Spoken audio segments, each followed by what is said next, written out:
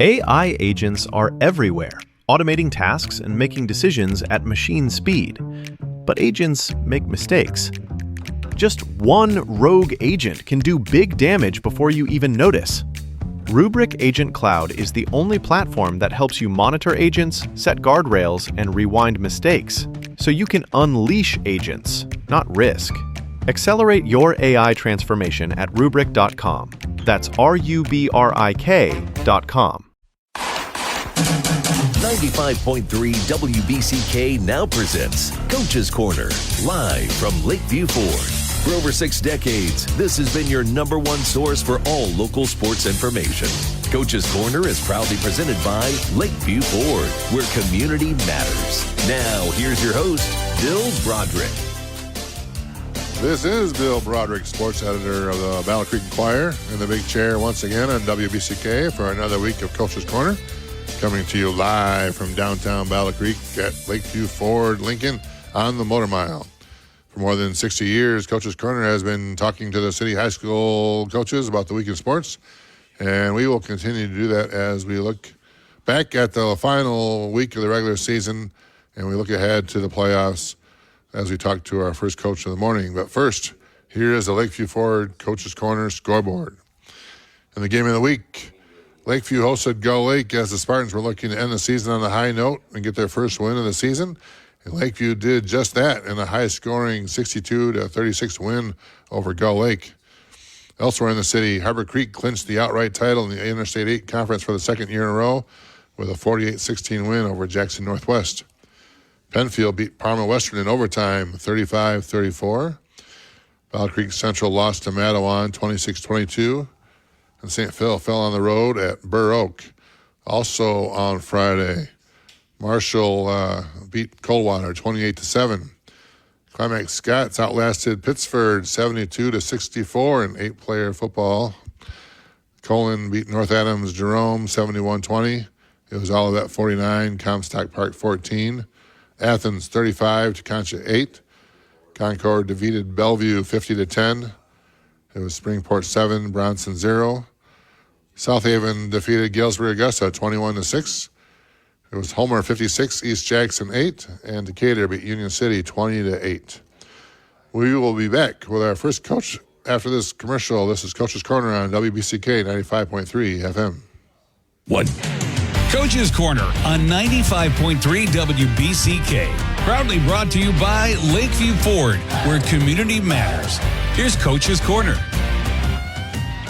This is Bill Broderick, sports editor of the Battle Creek Enquirer, back here on Coach's Corner. We're here with our first coach of the morning, Coach Lauren Granger of the Battle Creek Central Bearcats. Good morning, Coach. Good morning. We had Battle Creek Central playing its final regular season game of the year. Played Matawan. The Bearcats fell short, lost 26-22. Battle Creek Central ends the season at 4-5.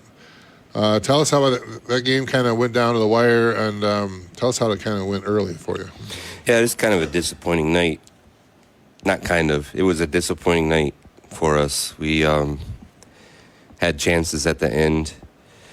We had chances all game long, but definitely had a chance at the end to win, and couldn't put the ball in the end zone. But, you know, football is a momentum game, and we just did not establish much momentum. There was a couple of times in the game where we put together quality drives that got stalled by holding penalties. We had a lot of penalties last night. I think we had 10 penalties. And it's tough to be productive on offense when you're backing up 10 yards every time you turn around. I think there was one drive we had 3 straight holding penalties, it seemed. So, you know, we just really couldn't get in the rhythm that we wanted to be in and swing the momentum back in our favor. We spotted them a couple of big plays. You know, they're a flex bone offense. They really they want to run the ball. They're capable of throwing it, but that's not really what they do. But when they needed big plays last night, that's what they did, and they were successful doing it. We just didn't make plays in the defensive backfield. And we couldn't get off the field when we needed to get off the field, and unfortunately, we came out on the wrong end of it, it's disappointing for us. We had a lot of, I wouldn't say expectation, but we had a lot of excitement around this season, and I feel like we fell a little short. 4-5 isn't where we thought we would be, and especially not to end the season 4-5 after starting off 4-2. So we're disappointed for the kids and the community, for our seniors especially. We felt like we had our opportunities last night, but we just weren't quite focused enough. We had Randall Gray had 2 touchdowns for you. Amir Luckett added another score, and you talked about you started out 4-2, and you have a real young team. The future's bright there, but you had some things going for you last night. If you could have came up with that win, you had a chance at a winning record at 5-4. That would have given you some momentum going forward with that young team. 5-4 record with your strength of schedule possibly could have got you in the playoffs. A division win. I mean, it was a non-division game, but you had a chance with a backdoor in terms of sharing the title. It becomes essential if they would have stubbed their toe. So a lot going on. So like you mentioned, I could hear the disappointment in your voice about the chances there for the Bearcats that didn't come through. But the fact that you are a young team and made some progress this year after the last couple of years, winning a total of 1 game over a 2-year span, there has to be some a bright light there a little bit too, right?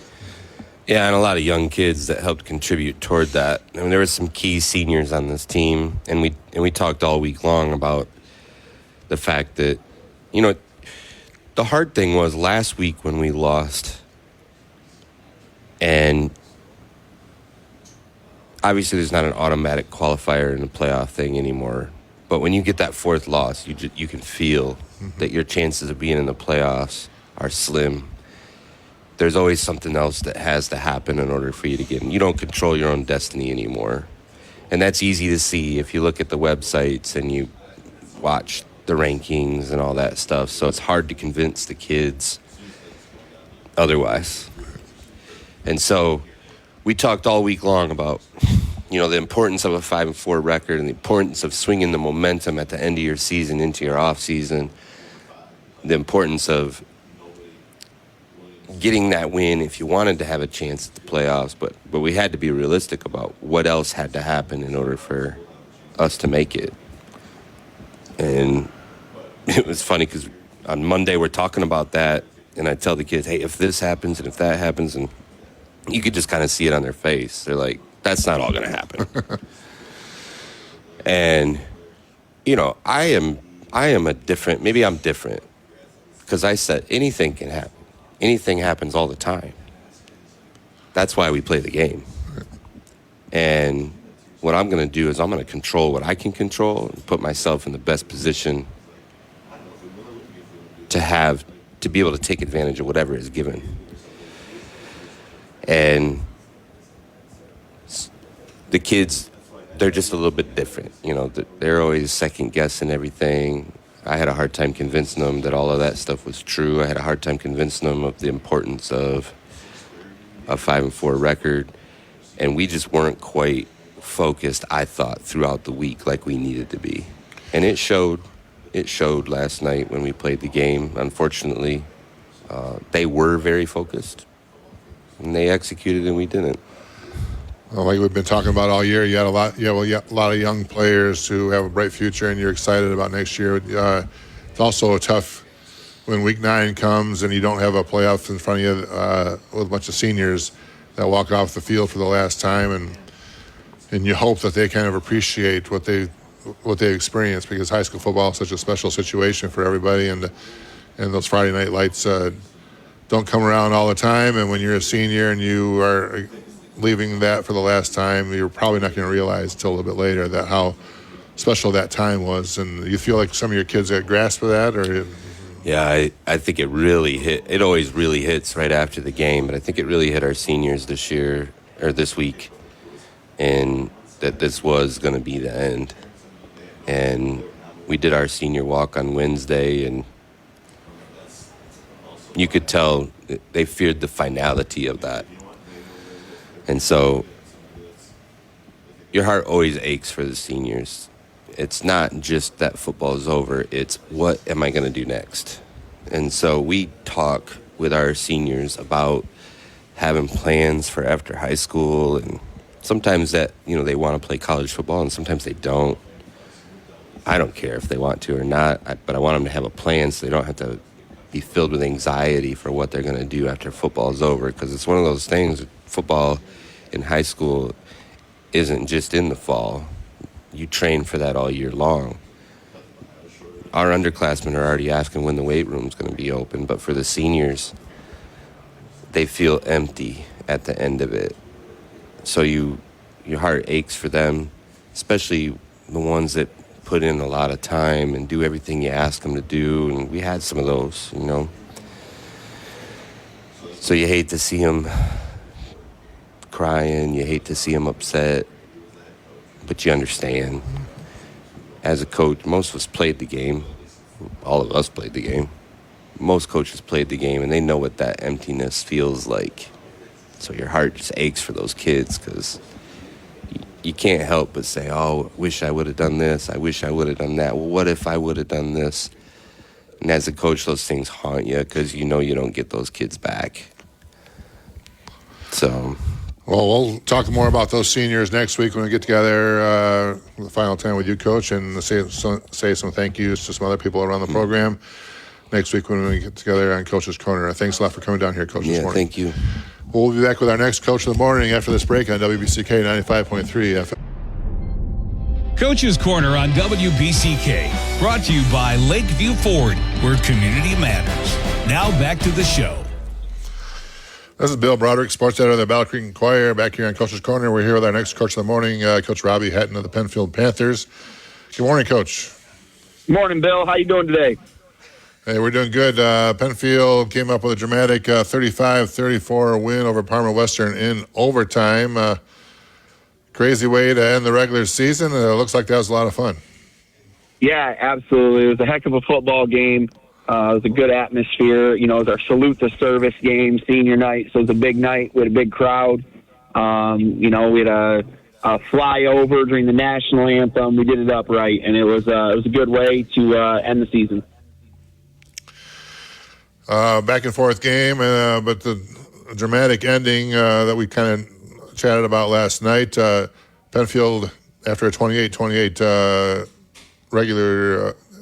After the game ended at 28-28 in time, Penfield got the ball first, and Calvin Pazins put the ball up in the corner of the end zone, and Johnny Lake, your big 6'6" center on your basketball team, made an acrobatic jump ball catch in the corner of the end zone and got his toes down and scored that and took the lead in overtime. And then talk about that play and how that kind of got set up. Yeah, absolutely. It was a battle. All game going into overtime. We had a plan both ways. If we got the ball first, we said, hey, first play, we're taking a shot. We don't even want to try to do anything. We knew we had a mismatch with Johnny, and, they've been keying, they were bracketing Johnny almost all night, somebody over the top, somebody underneath. So we went to an empty 5-wide receiver set, which is something we don't do a ton. Which put Drayshawn Bailey in the slot, so the safety had to bump over and take him. So we threw Dre in like what we call our dagger route, so he just runs right to the middle of the field. Safety went with him. We had one-on-one with Johnny. Calvin put a great ball back corner of the end zone, and Johnny just went up and grabbed it and got both feet in, actually, and it was a beautiful play. And so we scored right away, and we had no doubt we had to go for one just because of, hey, we thought they would go for two, give us a stop to try to win the game, but so we went for one. Garrett Hill booted it through, took a 7-point lead, and then, they got the ball. First play, they got 9 yards and got down to the 1-yard line. And then we stopped them. Second down, third down, they actually lost 3 yards. And then on fourth down, they made a nice catch to make it 35-34, and then we blocked the kick. Yeah, Aiden Babick blocked the kick there and secured the win for you. And I bet you had a bunch of happy Panthers there at that point. Yeah, it was great. The kids were celebrating, and it was a great way to end the year. We talked about all week, Bill, of as the seniors, when you look back on your career, if there's any regrets, I want you to leave them on the field tonight. All your regrets, you don't want to leave here tonight with any regrets about your football career, about anything. Leave it all tonight, end with a high note, and then the memory you take with you for the rest of your life is that last game that you play. And our kids did that last night. We had some kids who played their best game I'd seen in 3 years since I've had them, and it was a really, really fun experience last night. Calvin Paisons went 15 for 25 passing with a monster 365 yards and 4 touchdowns through the air. Drayshawn Bailey had another big game for you at running back, 153 yards rushing on 28 carries and a score, and he added 2 touchdowns receiving. Tommy Wright had 6 catches for 150 yards, and Johnny Lake had 4 catches for 125 yards. And in that group there, I mean, you have a young team, but in that group, well, that was a lot of seniors doing a lot of work in that final game. And I'm guessing some of those words you were talking to them kind of got through because it looked like you got some inspired efforts from your seniors. Yeah, absolutely. We definitely played inspired last night. Our kids, like I said, they came out with a new sense of urgency. It was special from the get-go, Truthfully, Bill, I felt like we dominated that game. They had a couple big plays. We dominated the whole first half. And, they had a big play right before halftime, which allowed them to go up 8-7 at halftime. And then, a couple, big plays. That was a big thing for them, a couple big plays. But, the thing that I loved was just how inspired we played defensively. The last few weeks, I feel like, we've been able to move the ball, do a couple things, but, defensively we played very inspired last night, I should say.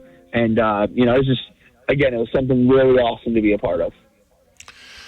Well, let's talk about some of those guys that played on your defense, came up big for you at key times, and looked like you got some guys all over the field kind of doing their jobs. Yeah, absolutely. Obviously Gavin May had another outstanding football game for our defense. He continues to set the tone. I believe he had 14, 15 tackles last night. A couple just key stops for us. Derek Beach played out of his mind last night. And then Peyton Merlington, he's a junior. He's been very, very steady for us on the defensive line this year, and he had an outstanding game last night as well. But again, it was a collective effort for our defense. It took our tackles making sure they were getting hands on and squeezing, just to control their line of scrimmage. And again, like I said, our defense, it was a very collective effort. And on the offensive side, with more than 500 yards of total offense, it looked like a ton of time for Calvin Paisons to throw the ball and a lot of big holes for Drayshawn Bailey to run through. Sounds like your offensive line did his job last night, too. You talk about some of those guys. Yeah, absolutely. We got 4 underclassmen on our offensive line. We're not very big on the O-line. My left guard is 150 pounds. He started the year as a wide receiver. My right guard is 150 pounds. He started the year as a wide receiver. But they literally gave up playing the position they wanted to play because we needed some linemen. They did a great job for us last night, moving the pile. Our center is Trevor Gay. He's a junior. He had an outstanding year for us. And then Jackson Hamilton's a sophomore. He's my left tackle. And then Gavin May is the lone senior. We kind of moved him around all over the field last night offensively just to kind of get him more to the point of contact or, the point of attack, I should say. And again, our offensive line has really grown, I would say, the last, 2 to 3 weeks. And it's just really awesome to see the growth there with those kids. Well, we'll talk more about those kids next week when we get together one more time next week for Coach's Corner and talk about some of those seniors that finished up with you and some of the guys we can look forward to next year, and we can say some of our thank yous next week. So we'll look forward to that, Coach, Bill, when we chat with you, and thanks for calling in. Thanks, Bill. We'll be back with our next Coach of the Morning after this break on WBCK 95.3 FM. Coach's Corner on 95.3 WBCK. Proudly brought to you by Lakeview Ford, where community matters. Here's Coach's Corner. This is Bill Broderick, sports editor of the Battle Creek Enquirer, back here on Coach's Corner. We're here with our next coach of the morning, Coach Kevin Bennett of the St. Phil Fighting Tigers. Good morning, Coach. Good morning. We had a couple games to talk about with St. Phil, or at least to try to clean up. We have St. Phil was scheduled to play last Saturday night against Athens, and there was a ton of weather in the area that night, a lot of lightning, and you weren't able to get that game in. And after some discussions, you were trying to get the game going on Monday, and then that created some more confusion. So let's talk us through what happened there a little bit.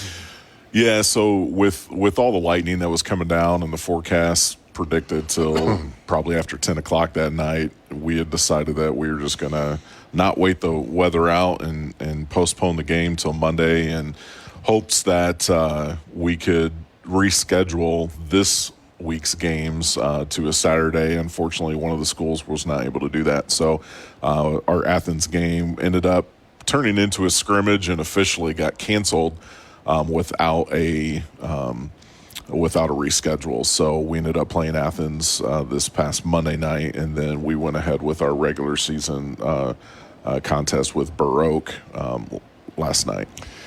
And the rule there is you have to have a 5-day period in between games in high school football, so that didn't follow that. So that made it, that game ended up being a cancellation. So then you had Broderick last night, so I fell against them, lost 58-6. Broderick ends the season at 4-5 in 8-player division football. Got another good performance from Brogan Lightfoot. Had the lone touchdown for you guys and 116 yards rushing. And talk about that final game of the regular season and your young club continuing to fight throughout the whole slate of games this year. Yeah, you can always wonder, how the boys are going to come out. Last game of the season, really nothing on the line outside of, a hope to pull out a win.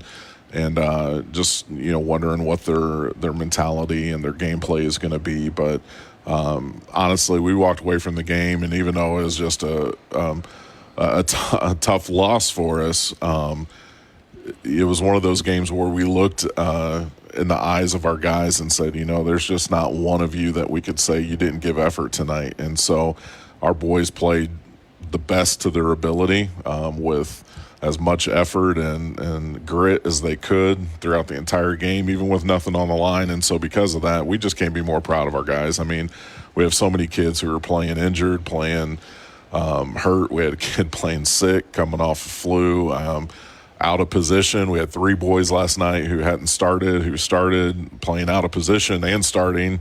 Our guys just were willing to do whatever it took throughout this entire season, just to even field a team and give our guys some kind of chance to compete. So we're so proud as coaches, and even though we don't have a win necessarily on our schedule, there's a lot of individual victories, a lot of personal growth that we've seen out of our athletes, and hopefully we can just build on that in the offseason of next year. Again, playing with a real young team again last night, as we talked all year. You only started the season with one senior, and I'm guessing he's been injured all year. He probably didn't play last night, right? No, we haven't had our senior for the last 5 games, yeah. So yep. And then Brogan Lightfoot, it gives you the only guy with real experience in terms of playing experience. So the rest are freshmen and some sophomores. And talk about what you hope to have gotten from this season, and as you kind of look forward to next year. Well, I think number one, we can't dismiss the experience that this freshman class received. The experience of playing at this high school level, competing against guys who are much bigger, faster, stronger than us, older, more experienced than us. So the experience is something that these guys are going to be able to take with them. And I think the other thing is just the wake-up call of what it's going to take to be able to compete at this 8-man league that we're in. We play some tough teams and a lot of non-league tough teams. So hopefully these guys are going to be able to have a motivation to get into the weight room year-round and kind of develop a little bit of a strength and conditioning. We've got some things in mind to help them even build some football IQ in the off-season. But these guys are determined, and I think the camaraderie that they built and that brotherhood that they built, I know it's used as a cliche a lot within football programs as far as brotherhood and family, but these guys were fighting and bleeding literally next to each other week in and week out, and I think that there was a true brotherhood, especially with that freshman class. And so the sky's the limit with the years to come. I think we got a lot of great athleticism out of these guys. I just think we got to get them stronger, more experienced, and build some IQ. Well, we'll talk more about that next week as we get together one last time, highlight some of the guys moving forward, and then give some thanks to the people behind the scenes that helped the St. Phil football program run. So I appreciate you coming down here, Coach, and we'll talk a little bit more next week. Absolutely. Thank you. We'll be back with our next Coach of the Morning after this break on WBCK 95.3 FM. Coach's Corner on WBCK, brought to you by Lakeview Ford, where community matters. Now back to the show. This is Bill Broderick, sports editor of the Battle Creek Enquirer, back here with our next Coach of the Morning. Very happy, Coach Brett Vernon of the Lakeview Spartans getting their win last night in a huge 62-36 victory over Gull Lake. Good morning, Coach. Morning. We have Lakeview has had a tough season this year, and not a lot of Coach's Corner mornings that we've had a lot to talk about. We do have a lot to talk about last night. A great victory for the guys, and it seemed like an inspired effort from your team, and with kind of maybe the mindset that they did not want to walk off that field without getting a win this year. I think, definitely senior night out there. Tried to beat it into our kids' heads. It's your last, for seniors, last time playing. Let's put it all out there. We made some position changes defensively a little bit, and some of our senior guys, we kind of needed out of them to play offense, defense, playing every single rep on the field, and they rose to the occasion and gave us a great effort and came out with a win. Boy, a monster game from some of your guys. Really stood up. Austin Wildermuth, who's had a monster season all year for you, win or lose, and he came out last night like a man possessed. Had 6 touchdowns. We're still trying to figure out from digging up those Lakeview record books to see if that's close to the records, and added up 394 yards rushing on 37 carries. Talk about that night. That's one for the ages right there. Yeah, it's awesome. So what a night. Yet in that 10 yards of a screen pass that he took, he's over 400 total yards of offense there, with that 6 touchdowns. Going into the game, just throughout last few games, we had some individual records that goals that we could have accomplished, and that was getting 1,000 yards for Austin rushing. He was about 150, 160 away going into the game. And I just, calling the game, not having a clue where he's at, just kept kind of feeding him the ball. At the end of the night, he ends up with that number. Pretty sweet the way he ran. You got to give credit to the offensive line that was in front of him as well, because, they were giving him 5 yards without getting touched, and then Austin did the rest when he got to, first contact, running through some tackles and falling forward every single time, averaging over 10 yards a carry, and to carry the ball 37 times and playing linebacker out there. I mean, he just the way that his body, continued to go through the game was awesome. Did a great job. And sometimes you see those kind of games with 6 touchdowns or a monster yardage game in a blowout, but he needed every one of those yards and all those touchdowns because Gull Lake was scoring right with you. It was a back-and-forth game. It seemed to last all night long. It was a late game, and both teams were looking to score.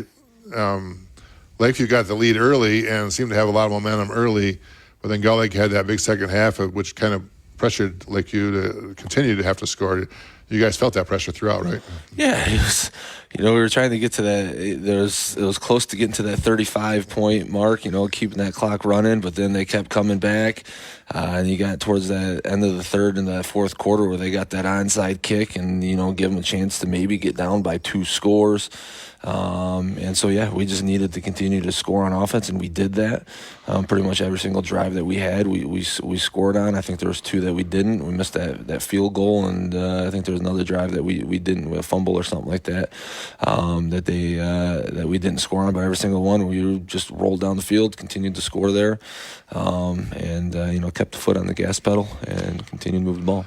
Isaiah Jackson also had a big game for you, 183 yards rushing on 12 carries. You were going in and out between your two different sets. Have an option quarterback with Isaiah coming in there, or you went for your passing attack with Caleb there, and that seemed to work a lot last night. So we need those extra yards, or when they were trying to focus on Austin and Wildermuth, and that gave you guys another option. You also had touchdowns from Logan Blaylock, a touchdown from Caleb McCune from that quarterback spot when he had a chance to rush the ball, and just an all-around effort from your seniors, and being there and watching those guys celebrate and getting to ring that victory bell last night. I know I saw you right after that game say, make sure you guys go ring that victory bell because they deserved it, and that was important for everybody, right? Sure was. To send those seniors out on that note, I hope they had fun in that game. Talked about as one of the keys to the game is to have fun, to have fun with it. There wasn't a ton of fun through this year, going 0-8 through the first 8 games. It's tough. It's tough on the psyche. It's tough on the kids. Tough on the coaches. Tough on fans.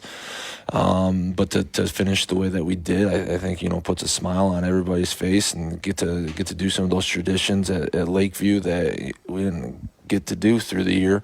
And so them being able to ring that bell as they leave for the last time, I think was pretty important.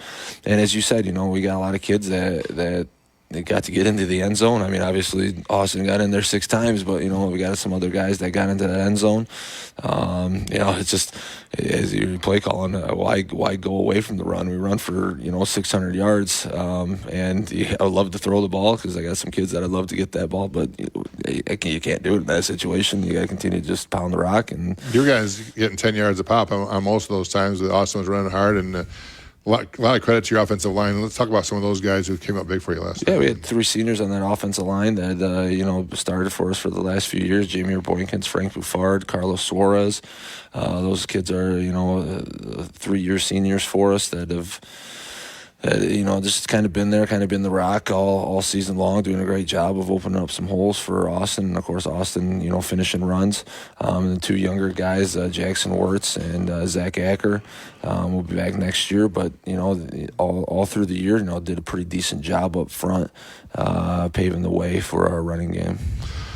And when you needed some stops, you did. You got some stops, or you got some plays on special teams that the opening kickoff was key for that beginning there. You did kind of a pop-up kick that kind of bounced, and Gull Lake wasn't able to cover in time, and you guys got that early possession and scored right after that, and then scored right away following that. And then second quarter, you got a blocked punt, and that enabled you to get a touchdown going your way too. So some special teams play, that just shows some hustle all over the place from some guys that don't always get to playing time, right? Yeah, so, it was kind of funny. It was, arguing back and forth between some coaches, like, do we take the ball right away? Do we kick the ball right away? And I'm the type of guy that likes to defer, have that ball at halftime, just hopefully make some defensive stops. You get that extra possession, at halftime, and, paid off right off the get-go where they muffed that kick, jumped on top of it, which was awesome, just go down and score there. And then, defense came up with the stop that we needed. They got 3 points off of it, but it wasn't what we've had in the year, which is we go down and score and they come back and score. And that seems like that was just a repeating pattern. And so the defense came up with a big stop there. We get that punt block, which was awesome. We give credit to Coach O'Connor for seeing what weaknesses they had on their punt team, and attacked it, exposed it, and got that punt block and going in and score from there. I think our kids were flying around with a little extra energy last night, and that was fun to watch.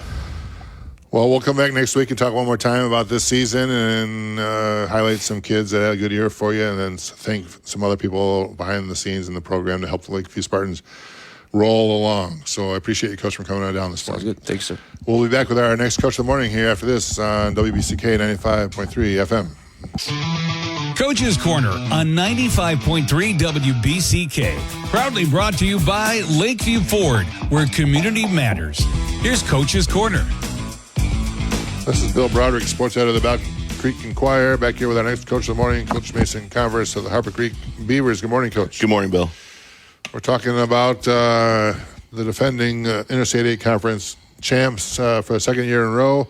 For the second year in a row, the Beavers are outright champs after beating Jackson Northwest 48-16 last night. It's the first time Harper Creek has won back-to-back outright Interstate 8 Conference titles since the 2011-2012 season.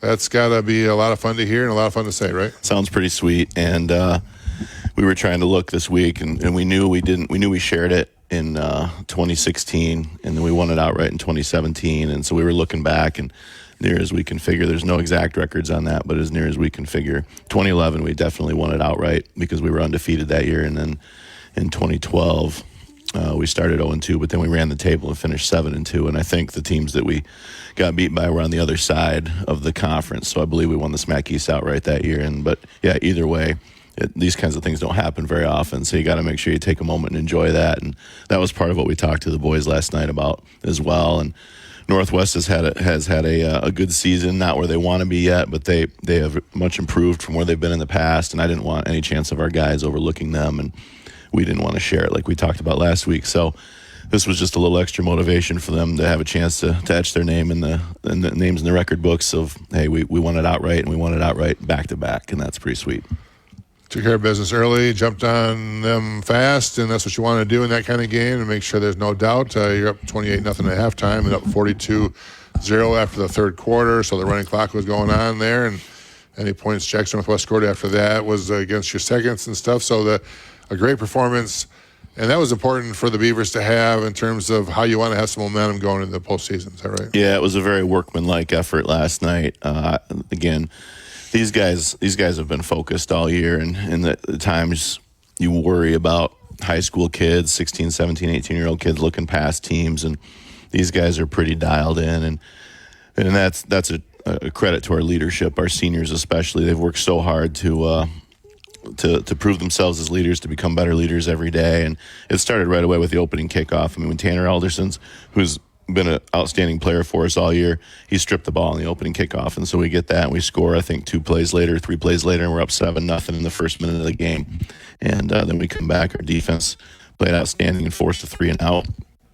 And we scored pretty quickly on that drive also, with Maddox McCarty on a nice pass to Dylan Eversole. So we're up 14-0. I don't even think 2 minutes have gone by in the game yet. So we started just like we talked about, wanted to start quick. And they came out and did put a nice drive together and kept us on our toes a little bit. And it was a good gut check for our defense. We actually had a little goal line stand. I think they could have gotten a first down right around the 1 foot line or half-yard line, but it was fourth and a yard from about the 1.5, and we stopped them.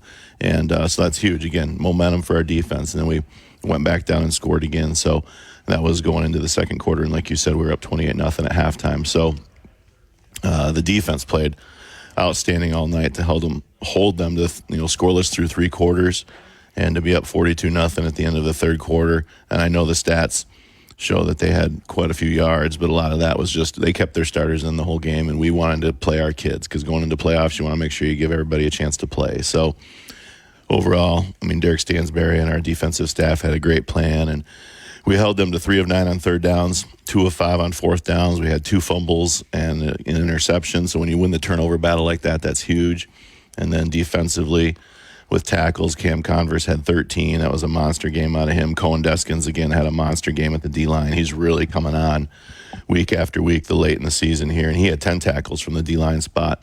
Levi Carr had 10 tackles, Tegan Turnbull with 8, Antoine Westry with 8, and then Josh Bodie with 7. So anytime you get the core interior guys of your defense making those big tackles, that says a lot about defense and the yards you're not giving up. On offense, Nolan Oakes led you in rushing with 113 yards and 2 touchdowns. Maddox McCarty went 10 for 15 passing with 144 yards and 2 touchdown passes, while he had another touchdown run on the ground. And Dylan Eversole had 6 catches for 103 yards receiving and a score, and an all-around effort there. And a lot of players were able to eat last night, so that was great for them. And that gives that victory, and it's an 8-1 season for the Beavers. Yep, absolutely. And again, or like you said, our offense was clicking. So we held them to 3 of 9 on third downs, but we were 6 of 7 on third downs ourselves, and then 1 of 1 on fourth down. And Maddox can't say enough about the season he's having. He's got just under 1,000 yards passing for the season. And coming into the year, we knew that to take this next step and to be able to try and make a playoff run, we needed to be able to throw the ball better than we have in the past. And we talked about having a 1,000-yard passer this year, and he should eclipse that this week. So he's just had an outstanding year, being 10 for 15 for 144 yards. That first big throw to Dylan, but then really his connection with Dylan, and Coach Fuller has really worked hard with those guys, getting that connection. The quarterback-receiver connection is so key. You see that in college, you see that in the pros, and it's the same thing in high school too.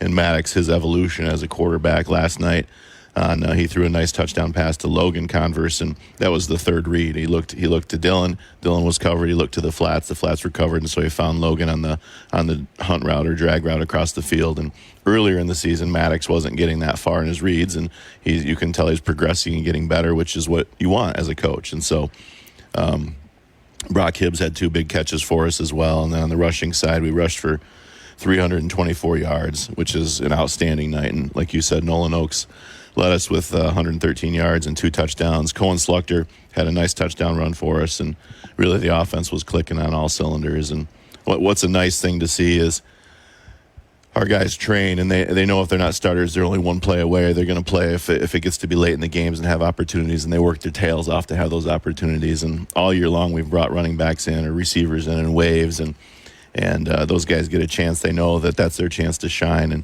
and they might be starters next year or coming up if heaven forbid there's an injury. And so we had our backups go in and ran really well as well too. And Cash Simpson comes in and just laid the boom down on somebody, absolutely hammered, trucked a kid and for a touchdown. And he wanted to make sure he's been a JV player for us all year, and he's one of our next up and comers, and he wanted to let everybody know that here he comes, and our next wave of backs, even though we're graduating some pretty good seniors, the next guys are coming. And what's fun about this time of year, especially when you have the kind of year that you have, is you get to sit around on Sunday night and watch the selection show on the MHSA, find out who you're going to play in the playoffs, and that is announced Sunday night at 6 o'clock. And the Enquirer Crystal Ball had its crystal ball out during the midweek, and I was looking at some options there, and looked like with Harbor Creek's points that they have and strength of schedule that you guys are going to be up there and for sure host the first round game, maybe host the first 3 weeks if you guys keep winning. And what we're looking at here is possibly catching some teams west of us, possibly Three Rivers, maybe a rematch with Edwardsburg, possibly in the second round, possibly Vicksburg. That would be the way I think that's going to go. There's also a chance you could go north, but it'd be great to find out what happens next Sunday, and I know you guys are excited about that time. Yeah, this is what we've worked all year for, and to look at where we are in playoff points or strength of schedule points, we're number 5 right now in Division 4, and the only schools who have more points than us are all east. So like Goodrich, Harper Woods, Chelsea, and Williamston have more points than us. So as long as we stay east or north, we have a chance to host 3 rounds of playoff games. Now, we've had that in the past, and we stubbed our toe. So just because you have more playoff points, that you have to actually win the game, and we know that we have faltered the last couple of times in the playoffs, and so that's been a constant thing all year. As we're building for the playoffs, and that's why we wanted to go play teams like Cedar Springs and Kennewick Hills to get us prepared for the playoffs. So now is when we get a chance to put that into action and see what we can do. This is exciting time of the year, and this is what you work so hard for since really all year, but really since the beginning of June once summer started. Well, some of your coaching staff and yourself had to put some of your teacher's degrees to work last night maybe, and then did some math and try to find out where your computer points may match up with some of these other teams you know that you're going to be possibly hosting, and looking at where some other teams might fall as after they won or lost last night. Do you have any inklings going forward in terms of what you might go to? Well, I try to leave all the projections to the people that make a living doing that, like yourself, or even like Snooze, but the one projection has us going down to the Wolverine Conference and possibly drawing Three Rivers, and there's no easy road in the playoffs. I mean, they play good football down in the Wolverine Conference, and if we were to get matched up with Three Rivers, we know that they're going to be a tough physical football team, and we're going to have to bring our A game. And on the other, if the holds true on the other side of the bracket is say Vicksburg Edwardsburg, we'd get the winner of that, and we scrimmage Vicksburg, and they're a much improved, very quality football team, and we know what Edwardsburg is, and they kicked our tails last year in the playoffs, and we would love an opportunity to have a rematch with them and just show that we can play with teams like that as well too. And if we go the other direction north, we know there's Portland, who is an outstanding football program, and they're 9-0, and like I said, there's no easy direction in the playoffs because everybody's good. A lot of excitement, I'm sure, last night on the bus ride home from Jackson, thinking about those playoffs. The guys on the team. All looking forward to having another practice on Monday, which is always great to have when you get to schedule that practice on Monday in the postseason. Be a lot to look forward to, Coach. Absolutely. Thanks a lot, Bill. We'll talk a little bit more about that next week when we all get together about a playoff game with the Harbor Creek Beavers. That's it for Coach's Corner for this week. We'll be back next Saturday on WBCK 95.3 FM.